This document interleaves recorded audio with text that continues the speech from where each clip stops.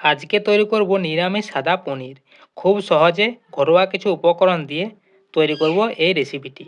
ভিডিওটি সম্পূর্ণ দেখতে থাকো কিভাবে নিরামিষ সাদা পনিরের তরকারিটি আমি তৈরি করছি।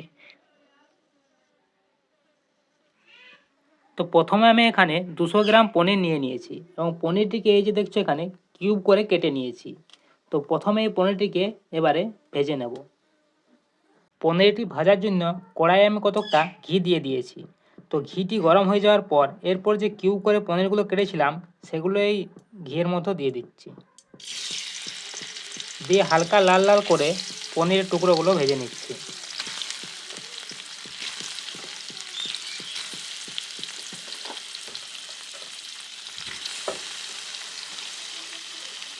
তো ওপর থেকে সামান্য লবণ দিয়ে দিচ্ছি পনিরের।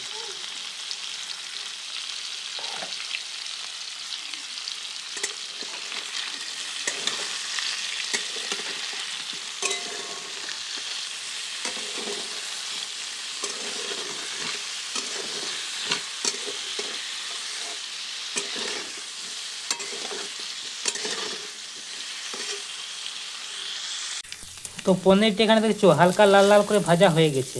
তো এরপরে পনিরটিকে তুলে রেখে দিচ্ছি। তো পনিরগুলি তুলে নেওয়ার পর ওই একই কড়াইয়ে আরও কিছুটা ঘি দিয়ে দিয়েছি। এরপর এখানে দিয়ে দিচ্ছি গোটা গরম মশলা।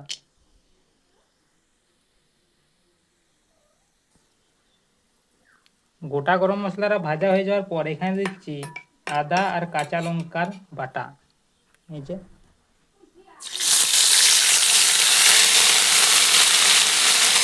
এখানে আদা আর কাঁচা লঙ্কাটা কিছুক্ষণ ভেজে নিয়েছি। তো এরপর এখানে দিয়ে দিচ্ছি জিরে গুঁড়ো আর ধনে গুঁড়ো।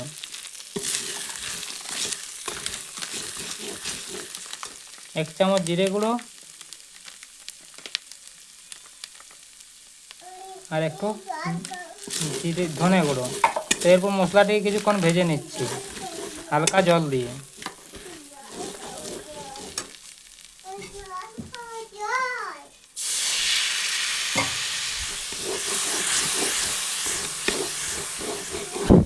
তো এরপর এখানে দিয়ে দিচ্ছি কাজু, মগজ আর পোস্ত বাটা।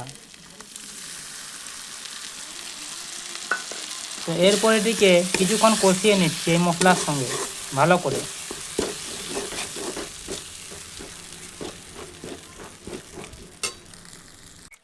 সব মশলাটাকে ভালো করে ভেজে নেওয়ার পর এরপর এখানে দিয়েছি পরিমাণ মতো লবণ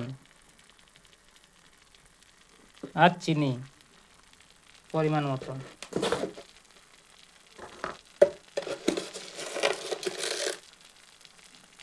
এই যে চিনি দিয়ে দিলাম। তো এরপর এটিকে মিশিয়ে নিচ্ছি।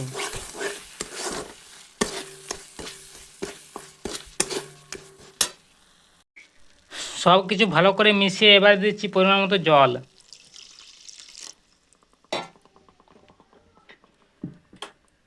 জল দিয়ে ভালো করে মিশিয়ে এটিকে একবার ফুটিয়ে নেব।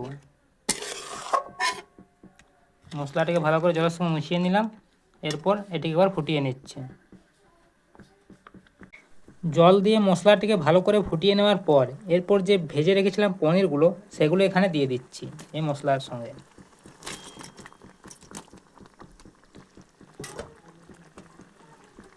দিয়ে দিলাম। এরপর একবার ভালো করে নেড়ে দিচ্ছি।